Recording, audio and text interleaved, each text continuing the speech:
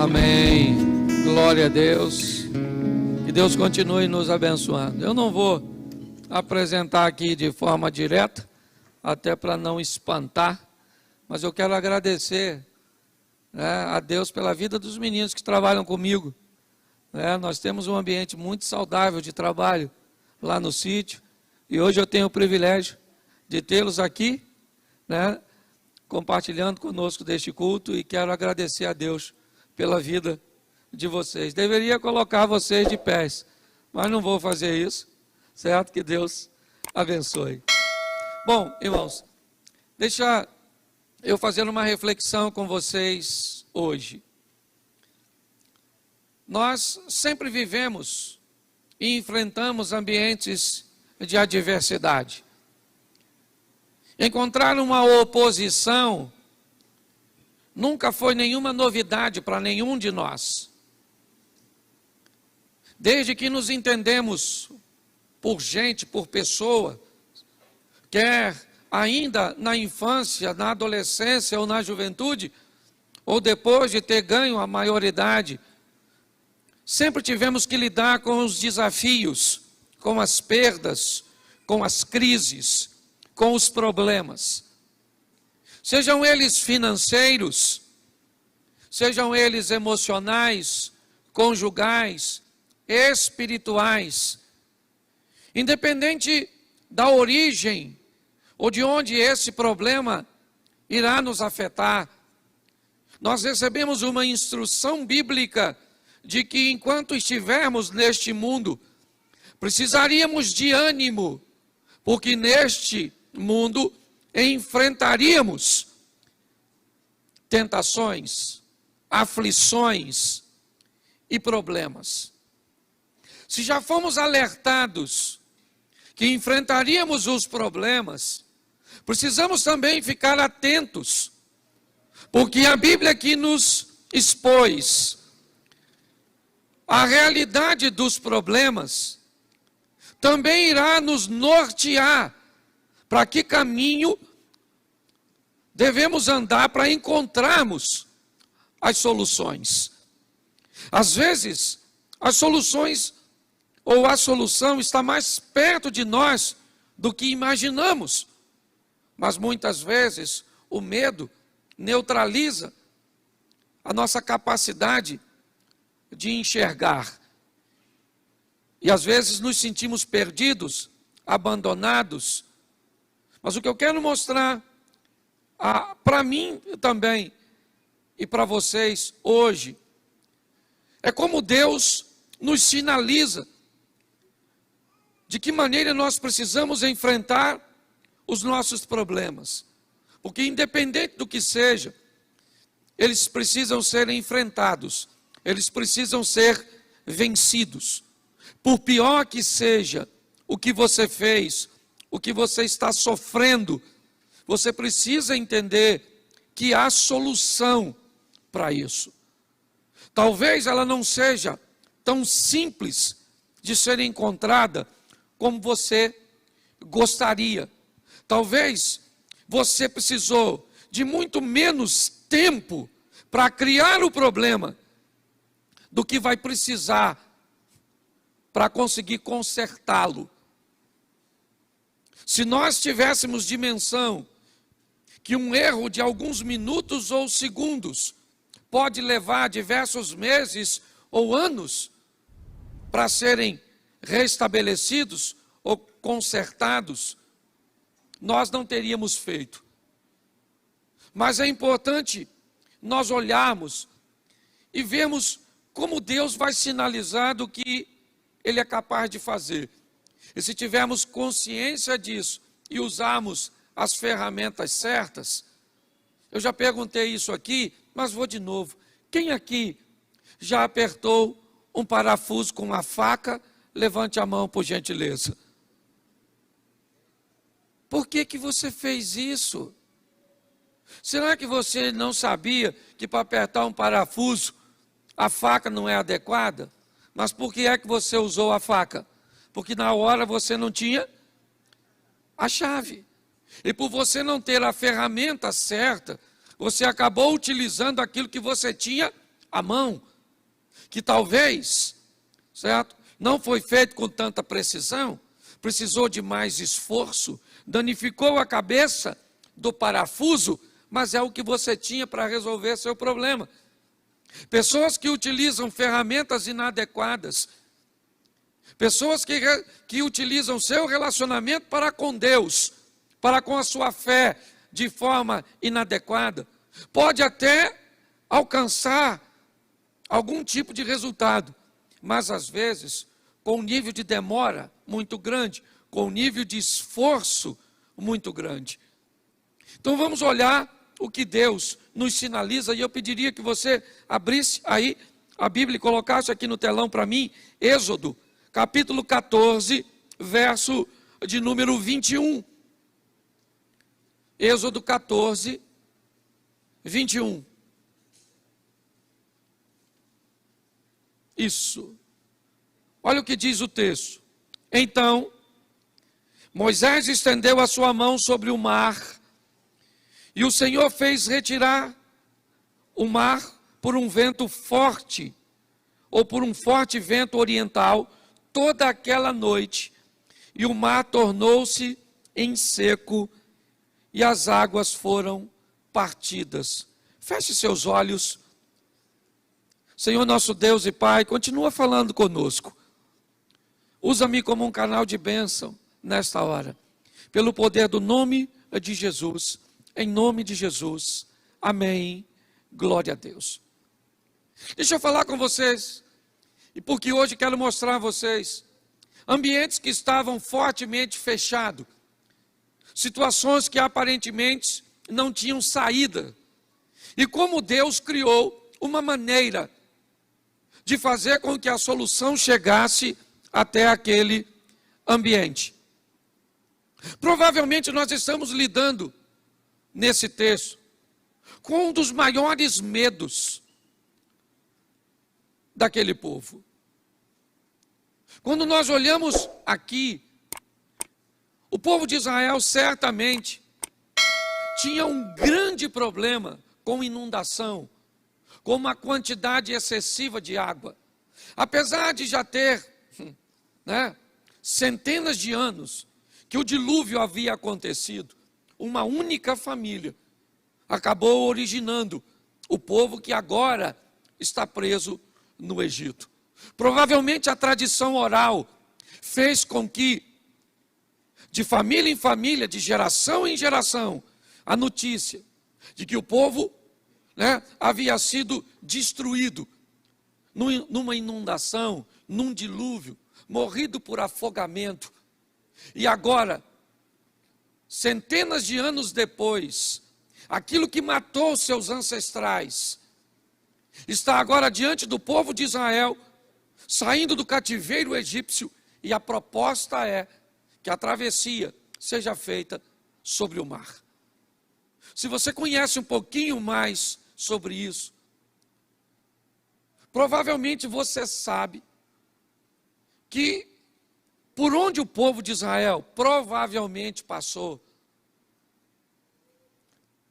não seria nenhum absurdo que aquelas águas abrissem, recuassem, até utilizando o próprio texto bíblico que diz que um vento que durou basicamente a noite toda. Eu não sei se você tem dimensão quantas pessoas aproximadamente saíram do Egito. Se você tiver noção, eu não vou entrar nisso agora, mas se você tiver noção, você vai descobrir que não bastava meia, uma, duas, 3, nem 4 horas para aquilo ficar aberto. Porque pela quantidade do povo que precisaria atravessar aquele caminho, nós precisaríamos de muito mais tempo para que isso acontecesse com sucesso. Quando você ouve alguém dizer que é perfeitamente fácil explicar que um vento numa velocidade seria capaz de repartir as águas, me entendam que grande parte dos milagres que vamos ver na Bíblia tem mais a ver com um momento do que um fato. O milagre é muito mais Porque o fenômeno aconteceu no momento em que o povo estava precisando do que propriamente, né? Quando alguém tenta explicar um milagre, não, mas é fácil descobrir porque isso aconteceu. Cientificamente era possível que isso acontecesse, mas isso não tira a legitimidade do milagre. Porque o maior milagre não foi o mar ter sido aberto. O maior milagre foi as águas terem sido abertas exatamente no momento em que o povo ia passar. O milagre está em a maré ter retornado exatamente no meio do percurso dos egípcios. Parece que quando tentamos trazer mais sensatez para um ambiente de fé, nós encontramos sérias resistências, porque pessoas começam a achar que estamos querendo desmerecer o poder de Deus. Ainda que até o vento é criação dele e já seria um milagre por si só. Mas o que eu quero mostrar a você aqui é que o povo está num ambiente sem saída. E eu não sei se Deus está com a intenção de mostrar a este povo que o que matou um povo lá atrás por desobediência pode ser controlado por Deus agora.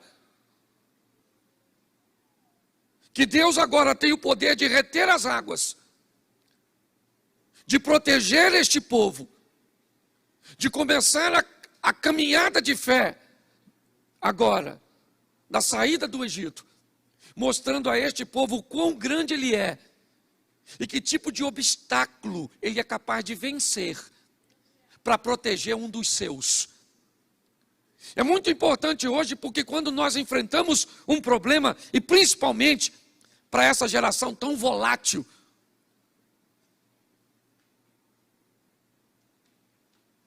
que muitas vezes sofre por coisas tão pequenas, que querem desistir por coisas tão banais.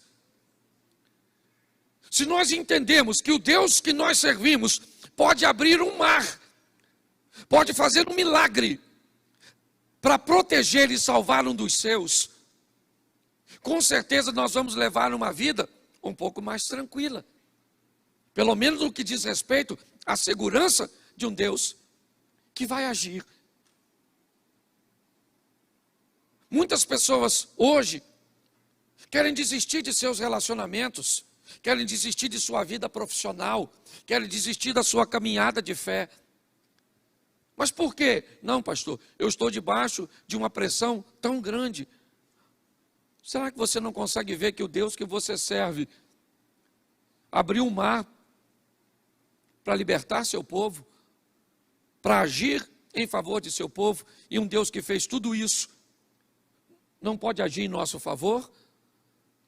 Às vezes o que precisamos é apenas um pouco mais de resistência, de tenacidade, para que possamos ficar de pé e entendermos o que Deus está querendo nos mostrar. O que Ele diz: ainda que você esteja num ambiente totalmente sem saída, onde você olhe para todos os lados e não veja nenhuma rota de fuga, talvez isso explique o que disse o salmista: eleva os meus olhos para os montes, e de onde virá o meu socorro?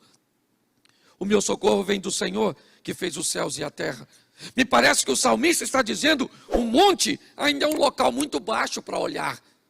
Me parece que ele está dizendo: quando eu olho para os montes, eu ainda pergunto de onde virá o meu socorro, mas eu descubro que acima dos montes ainda tem um lugar onde eu posso colocar a minha segurança e a minha fé, porque é de lá que Deus vai enviar recursos para a minha vida. Eu não sei o que você precisa hoje, eu só sei que você precisa entender que o Deus que você serve pode controlar, certo? Toda a situação, simplesmente para que você e eu saiamos ilesos. E nós precisamos acreditar nisso. Por isso, não se desespere, não desanime, prossiga na sua caminhada. Eu confesso a vocês, é a minha primeira grande crise como pastor. Eu tenho apenas, basicamente, 9 anos que me tornei pastor. Vai fazer 7 anos aqui e eu tinha sido consagrado 2 anos antes. Mas eu vou falar para vocês, eu nunca vi tantas pessoas desistindo de sua caminhada, certo? olhando para a sua caminhada de fé e dizendo: está muito difícil, está desafiador, eu estou querendo paralisar. Eu sou daquela época onde nós mesmos, meninos, encarávamos a vida de uma forma totalmente diferente.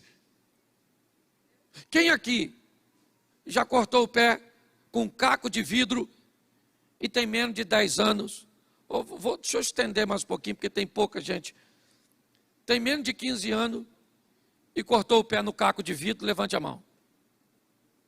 Menos de 15 anos de idade. Menos de 15 de idade. Você é um adolescente. 1, 2.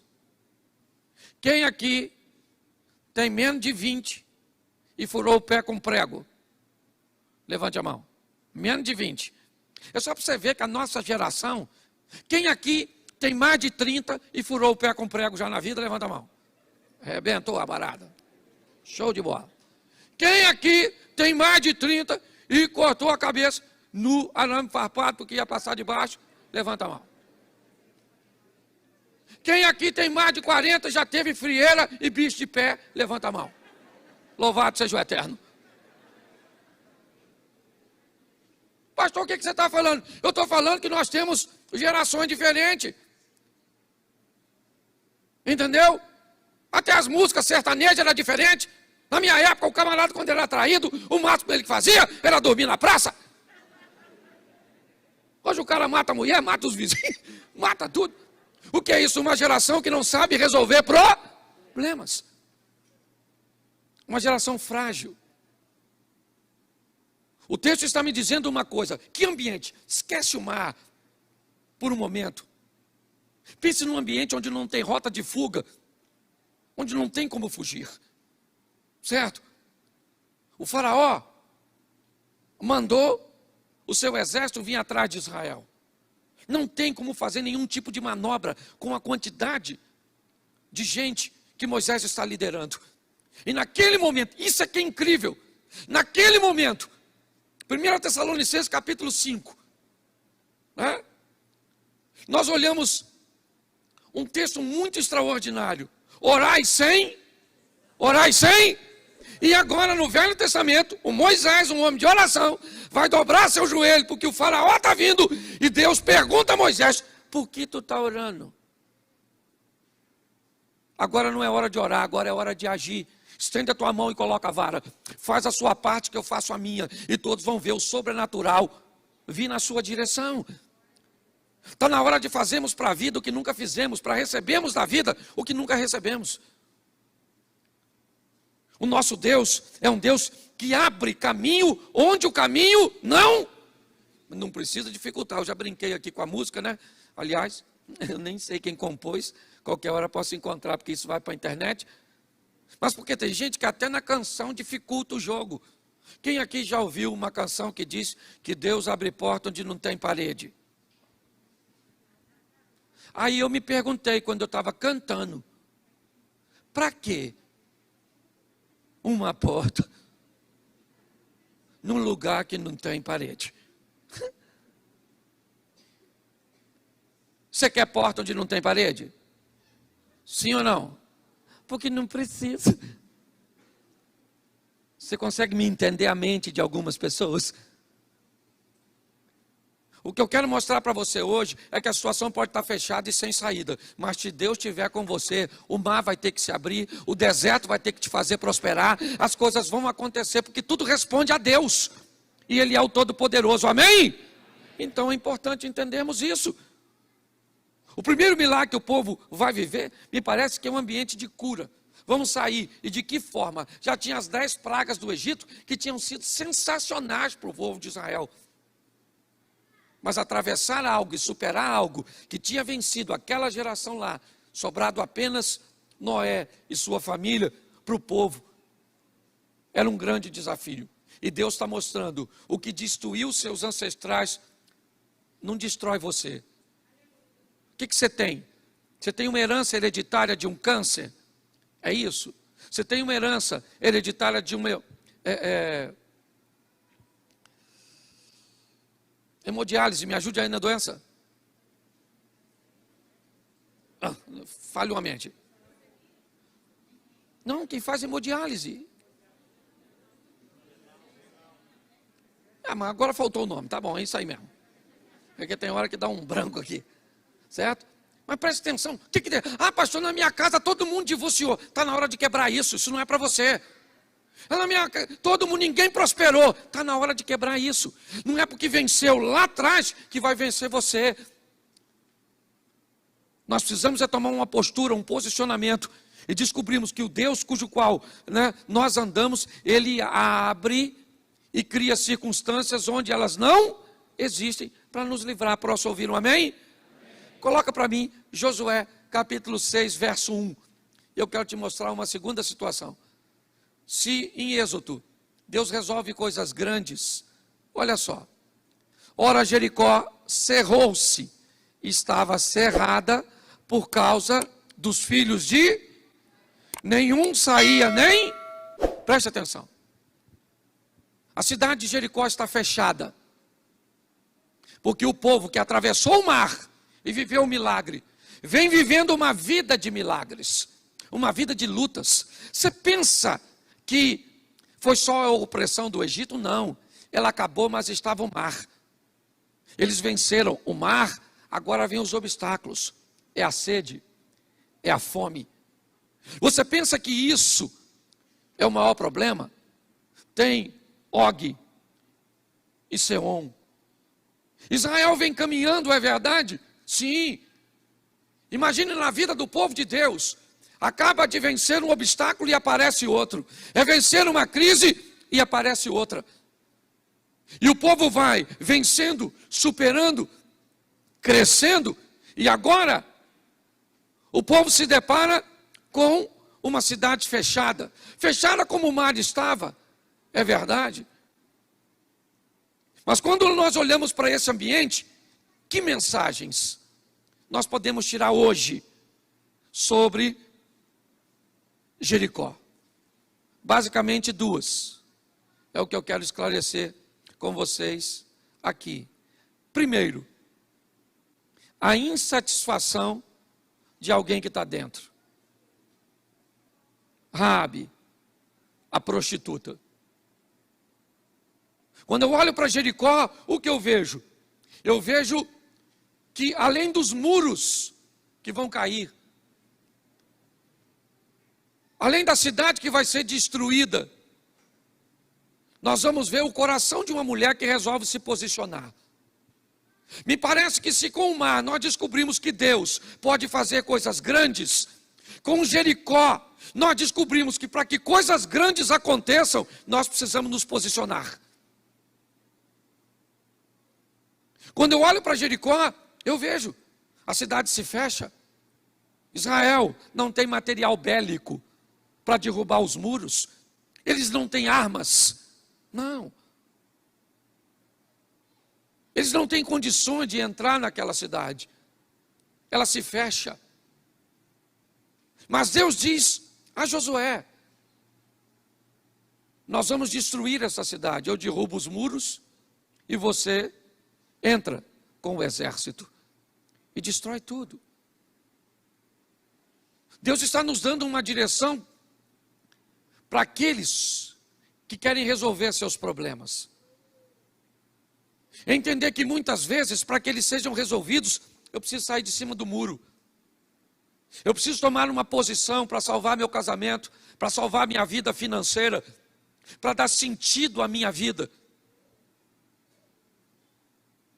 Sabe, eu preciso me posicionar, parar de viver quebrado para manter os outros inteiros. Está assim de gente, que para fazer com que os outros fiquem inteiros, vive o tempo inteiro se quebrando, abrindo mão de seus valores, de seus princípios e de suas vontades. A vida está pedindo de cada um de nós posicionamento. Quem vai morrer? Todo mundo em Jericó. Mas todo mundo em Jericó, sim, a cidade vai ser totalmente destruída, acabou. Mas não, em Jericó não vai morrer todo mundo. Em Jericó alguém vai ficar salvo. Então quem é? É o rei, que é o mais poderoso? Não, ele morre. Quem é que Deus vai poupar naquela cidade alguém de bem, de boa família, casada, mãe de filhos, sabe? Com uma estrutura toda certinha. Não. Quem vai ser salva de Jericó é uma prostituta. Quem vai ser salva em Jericó era uma mulher cujo o nome não era muito agradável, cuja reputação não era das melhores. Mas por que ela vai ser salva, pastor? Porque ela resolveu que aquilo ia ter fim. Ela resolveu que aquilo ia acabar. Você sabe qual é o problema de muita gente? É que elas não sabem a diferença entre tolerância e tentativa. Pastor, já faz 15 anos que eu estou tentando viver com esse homem. Tentando onde? Tentando com quem? Onde é que você foi? Que ferramenta você tem usado? Você não tentou, você tolerou. Já estou tentando, pastor, com meu filho há muito tempo. Tentando com o quê? Com psicólogo, com psicanalista? Você está tentando com o quê?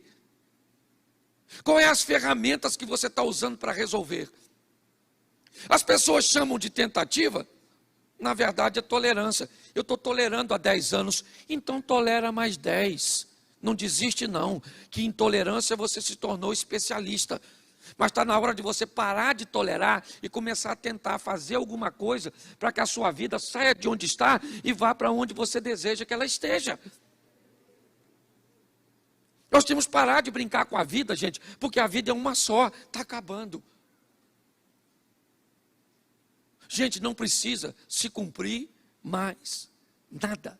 Aliás, nós só estamos aguardando o tal do anticristo, que não deve nem estar longe. Esse dia alguém perguntou, pastor, Jesus está voltando? Eu falei, está e já deve ter saído de lá. Já está chegando. De tanta coisa que nós estamos vendo. Mas o que a vida está pedindo de mim e de você? Postura, posicionamento.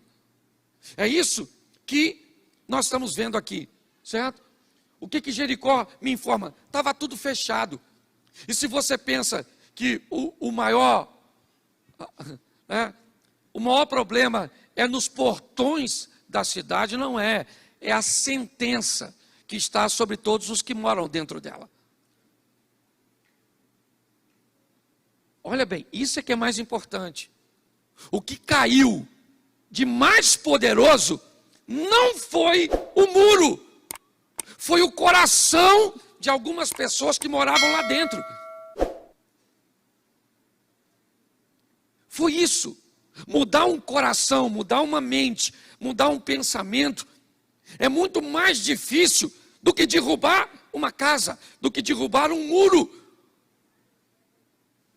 A lição que a Bíblia está me dizendo é: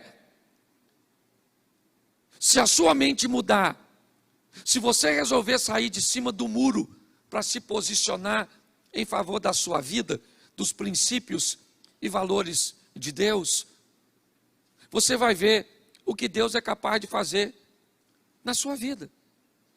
Pessoas diferentes recebem a mesma informação e, por serem diferentes, se comportam de forma diferente debaixo do mesmo ensinamento. Isso diz que aqui onde nós estamos, tem pessoas vivendo o incrível, o sensacional, o extraordinário, e tem outras sofrendo o pão que o diabo amassou com o pé sujo. Se pessoas recebem a mesma informação e vivem coisas diferentes, não tem a ver com a informação que recebe, mas com a decisão que tomam em torno da informação. Se nós mudarmos nossa postura, as portas vão abrir. Você tem que querer sair desse ambiente, olhar para Jericó, olhar para essa vida, olhar para esse vício, olhar para esse casamento e dizer: eu vou sair disso. Eu não quero isso para mim. E ver sua história mudar. Ou então, arrumar um culpado para a sua tragédia. Também isso, né?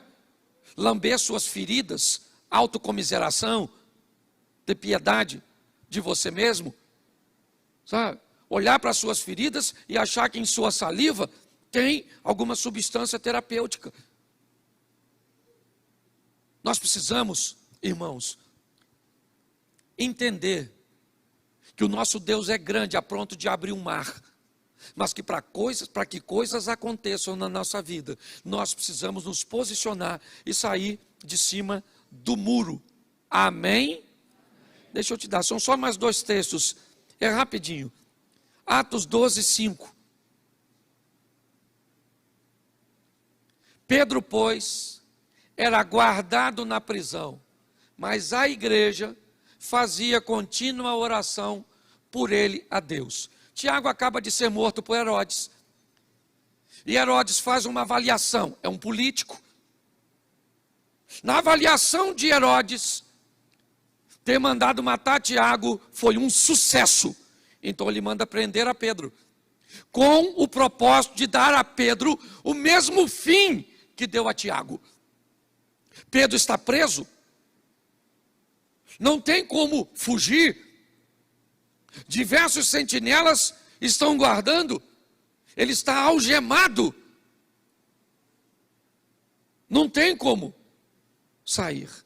O ambiente é totalmente contrário, está tudo fechado, não tem rota de fuga. Mas o texto diz que na casa de Maria, mãe de João Marcos, há um núcleo de oração, uma igreja, pessoas se reunindo com o propósito de falar com Deus. E essas pessoas que não têm poder político, não têm influência econômica, não têm material bélico, armas, para invadir aquela prisão e libertar Pedro, ela tem joelhos. Porque tem coisas que as mãos não resolvem. Eu estou cansado de falar isso aqui. O que suas mãos resolvem, não peça a Deus para resolver. Mas o que suas mãos não resolvem, não poupe seus joelhos. Porque tem coisa que você não vai poder resolver, mas Deus pode. Tem situações que você não vai conseguir sair, mas Deus tem uma saída. E lá na casa de João Marcos, mesmo, ou da mãe de João Marcos, mesmo Pedro estando preso, eles estão orando e clamando a Deus. Para quê? Para que Pedro seja liberto. Pedro está dormindo na prisão, quando o anjo chega. Um alvará de soltura chegou no céu, e um habeas corpus celestial foi liberado. E os advogados podem dizer amém. É isso. Pedro está achando até que está dormindo. Um anjo chegou, tocou no Pedro, as algemas caíram. E o anjo falou: Pedro, calça a sandália e vão vazar. Pedro levantou achando que estava sonhando e começa a sair, até que se depara com um portão. E o texto diz que a porta se abre automaticamente, por si só. E Pedro então sai, e quando ele está lá fora, o anjo some. E Pedro acorda e diz: caramba, não era sonho, estou solto. E corre para casa, para onde a igreja estava. E quando chega lá, ele bate, uma garotinha vai abrir. Quando a menina olha e vê que é Pedro, sai correndo lá para dentro, não abre a porta. Porque tem gente que está orando pelo milagre, mas quando ele aparece, não está pronto para recebê-lo. A garotinha sai correndo e diz: o Pedro está lá na porta. Mas que Pedro que estava preso. E sabe o que eu acho mais interessante nessa passagem? É que a porta da prisão abriu para Pedro, sim ou não? Sim ou não? Claro que não. A porta da prisão abriu para o anjo. Porque se a porta da prisão abrisse para Pedro, quando Pedro chegasse na casa de Maria, a porta da casa também abria. Sabe por que a porta não abriu? Por quê? Por que a porta da casa de Maria não abriu? Porque o anjo não estava mais com Pedro. O que a Bíblia está dizendo? Você tem que andar com gente que abre porta para você, não que cria problema para você. Você só anda com cabeça de baga, com Zé Ruela. Com gente que vai te puxar para trás. Eu quero ser santo, só anda com ele. Queria orar. Só anda com a turma da pisadinha. Eu quero ler a Bíblia. Você anda com quem? Presta atenção, a prisão está fechada. Mas joelhos podem abrir prisões. Você está entendendo? Os seus joelhos, direcionados para Deus, podem abrir. Isso é magnífico quando você vai ver, por exemplo, os muçulmanos. Meu irmão, dá a hora daqueles caras orar. Pode ser motorista de ônibus, pode ser o que for. Bota o tapetinho, bússola em direção à Meca e bota o joelho. É que Deus é educado demais. Não vou perguntar aqui para não ser uma questão de falta de ética, mas se você já foi da turma da linha da macumba, do negócio, se o santo falar, a entidade falar, 1h59 da manhã, tu tem que ir lá naquela pedra do morro, lá do Xerém, levar uma velinha, e o poder é extraordinário. Porque eu não sei se você já viu, nós vamos acender uma vela dentro de casa, um sacrifício. A vela fica na encruzilhada. O vento passa para lá, passa para cá, passa para lá. A infeliz da vela não apaga. É que hoje não tem mais isso. A entidade evoluiu. Hoje já está usando luz de LED. Esses troços assim. Eu não. Mas se você lembra. É que eu lembro de umas coisas antigas. Hoje eu estava lembrando, gente. O meu vocabulário quando eu era garoto, cebosa. Lembra de cebosa? Eu estou quase fossilizando. Mas escute só. Nós temos que entender uma coisa preciosíssima. E parece que em outros segmentos religiosos, a oração, sabe? Essa dedicação, ela é mais ferrenha. Quando chega da nossa vez, fala sério, aqui eu não estou pedindo, não estou querendo envergonhar ninguém não. Nem eu sei que está em casa. Mas assim, 2h da manhã, Deus te desperta para orar. Senhor. Nossa. Vou fazer uma oração aqui. Ou você vai para a lateral da cama, dá uma escorregada. E conversa meio dormindo assim com Deus, que sabe de todas as coisas, inclusive que você está com sono. Eu não sei se você já parou para notar como nós tratamos determinadas coisas. O que nós aprendemos aqui era que Pedro não tinha saída. Ele ia morrer. Herodes ia matá-lo. E não fica muito animadinho não, que esse camarada vai ser crucificado de cabeça para baixo. Mas naquele momento, a ligação de Pedro com gente que ora, fez com que Deus enviasse um anjo naquela prisão. Você hoje precisa que um anjo seja enviado para onde? Para um hospital onde está um ente querido seu? Para onde é? Para a sua casa, onde você precisa de um milagre? O Deus que nós servimos tem poder para fazer tudo isso. O que nós olhamos é este homem sendo livre de um ambiente cujo qual ele não tinha saída. O que Deus está querendo mostrar a mim e a você é aquilo que destruiu os outros não precisa destruir você no mar. Aquilo que matou todos pode livrar você apenas por um posicionamento seu. E agora, o que a Bíblia está me mostrando é aquilo que não tem saída aparece quando nós damos condições a Deus de entrar em cena através da oração. Mas para o último texto que eu quero usar com vocês, Atos, capítulo 9, bota só o verso 1. E Saulo, respirando ainda ameaças de morte contra os discípulos do Senhor, dirigiu-se ao sumo sacerdote, bota o 2 para ficar claro, e pediu-lhe cartas para Damasco, para as sinagogas, a fim de que, se encontrasse alguns daquela seita, quer homens, quer mulheres, os conduzisse presos a Jerusalém. Preste atenção, porque Deus mostrou sua força para repartir e para abrir o mar. Ele mostrou sua força para derrubar Jericó. Ele mostrou sua força para abrir uma prisão, Mas agora ele vai abrir um coração. Paulo. Ele está perseguindo os cristãos e nessa caminhada ele tem um encontro com Jesus.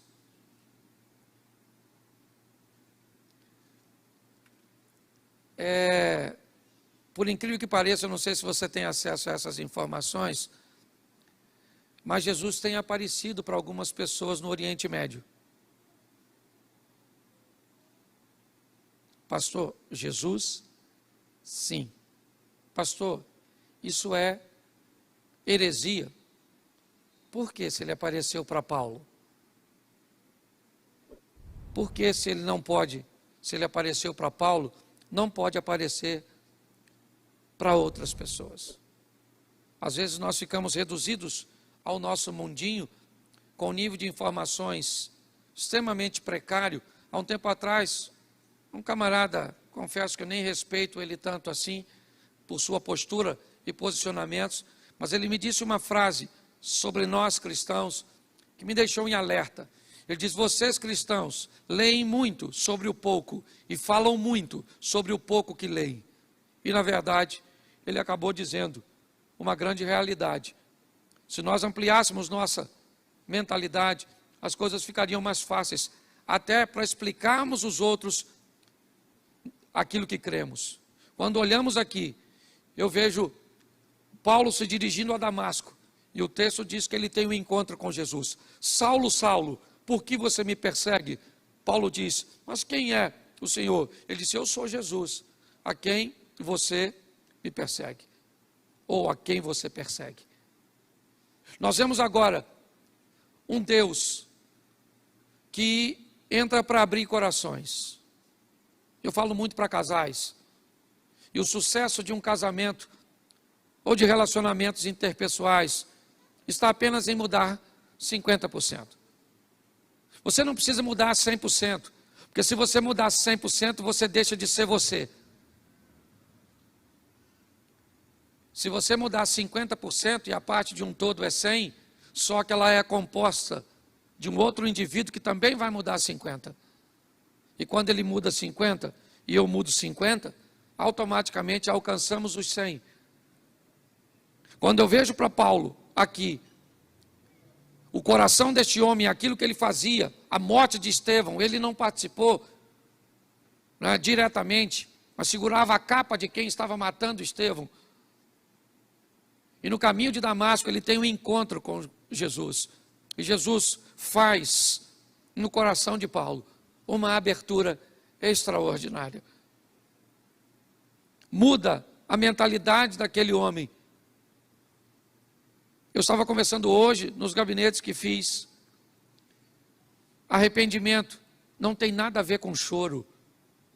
Ah, fulano está chorando, está tão arrependido, pediu desculpas, está tão arrependido, olha o quanto está sentido. Arrependimento tem a ver com mudança. Se não houve mudança, não houve arrependimento. Houve qualquer tipo de emoção. O que nós estamos vendo é Jesus entrando para libertar um homem. De quê? De um coração totalmente fechado. É isso. Paulo não consegue entender o que está acontecendo ao seu redor. É um homem de bem, é verdade. É um homem correto, é verdade. Mas é um homem perdido nas suas próprias emoções, nos seus próprios valores. E é ali que Jesus entra para libertar. Eu tenho visto hoje a oportunidade que Deus anda buscando de fazer o melhor por nós, de fazer o incrível, o sensacional, o extraordinário.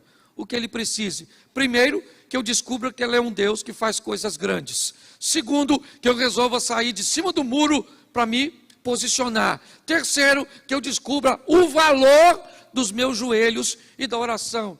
E quarto, que não tem coração que Ele não possa quebrar. Às vezes oramos a vida inteira para que Deus quebre o coração do outro, mas esquecemos que talvez o coração mais duro seja o nosso. Saia daqui hoje para levar a sua vida de forma diferente. para encarar a sua caminhada de fé de uma forma mais equilibrada. Jesus está às portas voltando. O povo está sedento, querendo ouvir a palavra de Deus. O desafio é termos pessoas que consigam muito mais do que falar, porque é isso que nós temos, uma crise de credibilidade. Se eu falar para você a palavra político, o que você pensa? Qual é a palavra que você associa? Qual é a palavra? Corrupção? Isso. Se eu falar para você a palavra polícia, o que você pensa?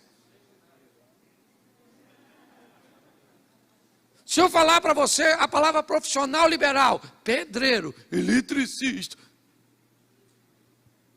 pare para pensar.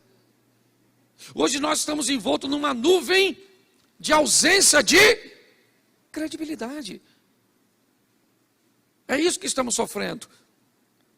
O maior desafio hoje que nós precisamos é resgatar a credibilidade. Ninguém acredita mais em nada. É tudo relativo. E o pior, inconscientemente levamos isso para Deus. Você pega uma garotada que está aí, tudo é relativo. Tudo é relativo. Relativizaram tudo. Porque o casamento é relativo. O sexo é relativo. Tudo é relativo. É assim que funciona. Está na hora de nós tomarmos uma posição. Essa semana, não sei se você viu, eu postei. Simplesmente fui dizer quem eu sou, o que eu apoio, o que eu acredito.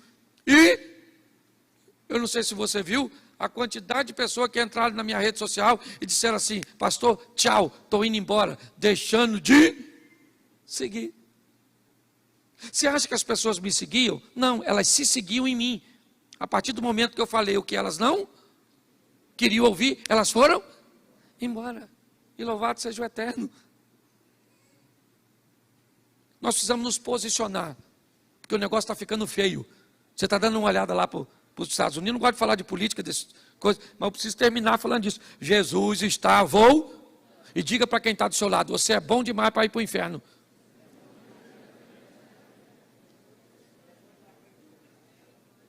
Você pode ficar de pé?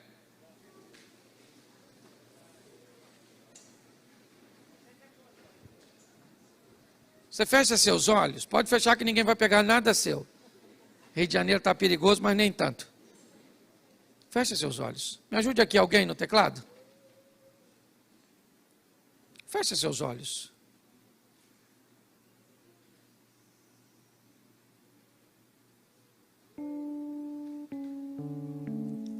Só para que você saia daqui organizando na sua mente: quem é Deus? É aquele que pode fazer algo grande, livrar você daquilo que talvez destruiu alguns dos seus. O que Deus está pedindo de você e de mim: um posicionamento, uma postura.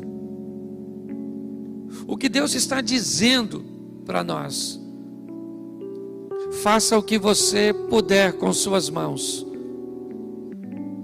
e o que você não puder com as mãos, faça com os joelhos. E o que Deus está dizendo é que alguém de coração fechado, alguém com o coração endurecido, pode ser transformado por um encontro de verdade. Com quem? Com a igreja? Com o pastor? Com a Bíblia? Não. Com Jesus. Porque quer o pastor, quer a igreja, quer a Bíblia, ela tem a função de apresentar Jesus para as pessoas. Que você saia hoje daqui com essa mensagem no coração. Talvez você já sabe que Deus é grande, mas não quer se posicionar. Talvez você já tomou até uma posição, mas não quer orar. Talvez você está até orando, se posicionando e acreditando que Ele é grande, mas não quer ter um encontro com Jesus. Por isso, nessa hora, com muito respeito, quem age nessa igreja é o Espírito Santo de Deus. O culto está acabando, eu não posso ir com você, o Ministério de Louvor não pode ir com você, mas tem alguém aqui que pode. Esse alguém é o Espírito Santo. De olhos fechados, se hoje você quer voltar para Jesus, tomar uma postura, mudar a sua vida, se hoje você quer tomar essa decisão pela primeira vez, só se tiver alguém assim, eu queria que você levantasse a sua mão e eu quero orar por você. Tem alguém hoje que quer dizer: eu quero voltar para Jesus, eu quero te receber pela primeira vez? Levante a sua mão e nós vamos orar. Tem alguém? Tem uma pessoa ali? Tem mais alguém? Só se tiver.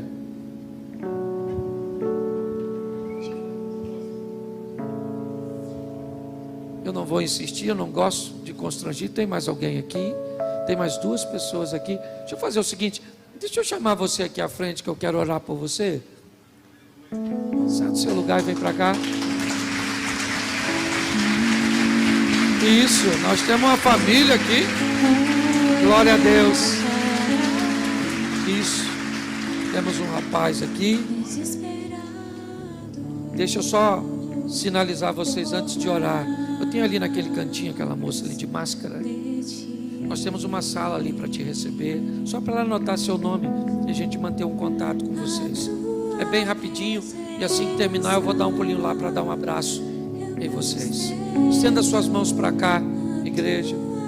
Pai, muito obrigado por essas vidas nessa noite. Que a aliança que eles estão selando nesta noite contigo, ó Deus, em Cristo Jesus, seja trocada apenas por uma coroa de glória no teu reino. Muito obrigado pela vida dos teus filhos. Abençoa a sua casa, família e o início dessa caminhada cristã. Te damos graças em o nome de Jesus. A igreja pode dizer amém? Dá um pulinho ali, por favor. Rapidinho. Vamos embora para casa? Colocar em prática? Feche seus olhos. Pai, muito obrigado por essa noite. Leva-nos guardado por tuas boas mãos poderosas. Que o grande amor de Deus, o nosso Pai, a graça de nosso Senhor e Salvador Jesus Cristo e a comunhão e consolação do Espírito Santo seja para com todo, em nome de Jesus. Você pode dizer amém? Que Deus te abençoe, vá em paz.